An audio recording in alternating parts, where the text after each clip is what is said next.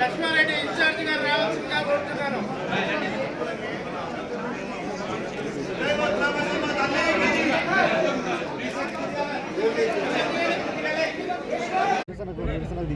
స్థానిక శాసనసభ్యురాలు సబితా ఇంద్రారెడ్డి గారంటే మా ప్రభుత్వానికి ప్రత్యేకమైనటువంటి గౌరవం ఉంది. వారిని సగౌరవంగా మా ఆలయ యువ మురళీకృష్ణ గారు కార్యక్రమానికి వేదికపైకి ఆహ్వానించడం జరిగింది. ఆహ్వానించిన తర్వాత వారికి ఉండేటువంటి రిజర్వేషన్ వారి గురించి నేనేమి వ్యక్తిగతంగా కామెంట్ చేయను. వారి విచక్షణ. వారిని నేనే వ్యక్తిగతంగా